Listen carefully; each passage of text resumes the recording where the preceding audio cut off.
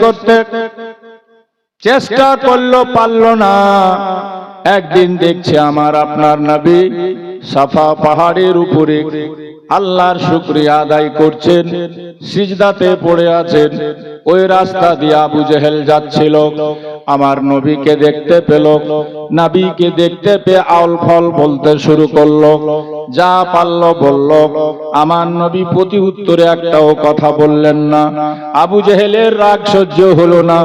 আবু জেহেল এক খণ্ড পাথর উঠালো, পাথর উঠিয়ে আমার নবীকে ছুঁড়ে মারলো। দয়ার নবী মুস্তাফার পাথরটা এসে কপালে লেগে গেল।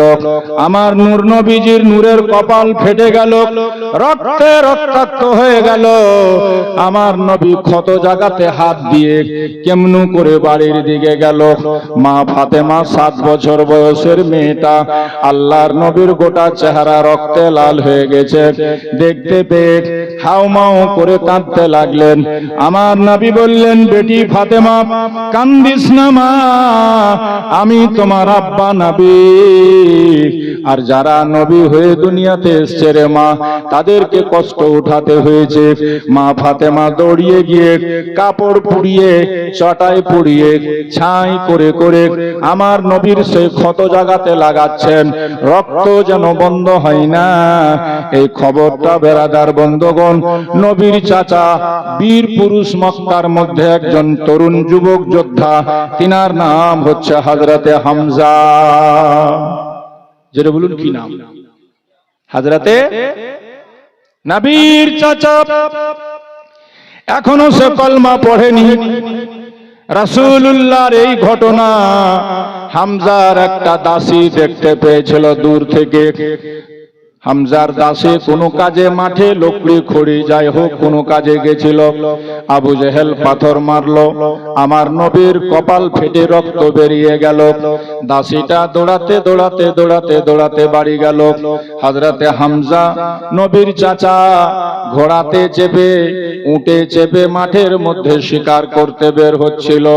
দাসীটা ডাক দিল, ওগো হামজা, ওগো আমার মালিক, একটু দাঁড়াও। হামজা দাঁড়িয়ে গেল। দাসীরে কিছু বলতে চাইছো নাকি? বলে বলো তো, মুহাম্মদ সাল্লাল্লাহু আলাইহি ওয়াসাল্লাম কি তোমার ভ্রাতুষ্পুত্র নয়, তোমার ভাতিজা নয়, তোমার ছোট্ট ভাই আব্দুল্লাহর ছেলে নয়? হামজা বলল, কেন রে, এমন কথা কেন প্রশ্ন করছো তুমি? সে তো আমার ভাইয়ের ছেলে, সে তো আমাদের বংশের গর্ভ। আমি নিজে মনে করি আমার ছেলে, আমার বংশের ছেলে মানে আমার ছেলে। বলো কি হয়েছে? বলে, হামজা, তার এমন কি অপরাধ ছিল? গিয়ে দেখো, দুষ্ট দুরাচার পাপিষ্ঠ আবু জেহেল এমন করে পাথর মেরেছে, সেই নুরানিময় চেহারা দিয়ে দরদর করে রক্ত বয়ে যাচ্ছে। আবু হযরতে হামজা এই কথা শুনতে নেই বাবা, মনে যেন রাগ হয়ে গেল, প্রতিহিংসা জেগে গেল বদলা নেওয়ার জন্য। বলে, এত বড় সাহস, আমরা বেঁচে থাকতে আমার ভাতিজাকে আবু জেহেল খুন করবে? সঙ্গে সঙ্গে আর শিকারে না গিয়ে, মাঠে না গিয়ে ফিরে গেলেন কাবা শরীফের পাশে। দেখছেন তো আবু জেহেল বসে বসে আপন লোকদেরকে নিয়ে এটাই চর্চা করছে, আজ মোহাম্মদকে মেরেছি, আজ মোহাম্মদের মাথাটা ফাটিয়ে দিয়েছি, রক্তে লালে লাল করে দিয়েছি, আর হেসে হেসে উল্টে পড়ে যাচ্ছে। বেরাদার বন্ধুগণ ভাইয়েরা, তেমনি হযরতে হামজা গিয়ে তার সামনে দণ্ডায়মান দাঁড়িয়ে গেছেন। তীর ছিল সাথে, ধনুক ছিল সাথে। হামজা দাঁড়িয়ে রাগান্বিত হয়ে চেহারাটা রক্তের বরণ লাল হয়ে গেছে। বলে, আবু জেহেল, আমি তোকে একটা কথা জিজ্ঞেস করতে পারি? আবু জেহেল বলছে, হ্যাঁ, কি বলতে চাও বলো। বলে, তুমি নাকি আজ আমার ভাতিজাকে মেরে কপাল ফাটিয়েছ? আবু জেহেল বলছে, হ্যাঁ, ধর্মের কারণে আমি এটা করেছি। আজ আমাদের ধর্ম সব নগণ্য বিপন্ন হতে চলল, তার জন্য আমি ধর্মের কারণে কাজ করেছি। এ কথা শুনতে নেই, ধনুক টেনে আবু জেহেলের মাথাতে মেরে মাথা ফাটিয়ে রক্ত ধনুকে মেখে বলছে, তাহলে শোন, আমিও আজ থেকে মুহাম্মাদের ধর্ম গ্রহণ করব। জোরে বলুন সুবহানাল্লাহ।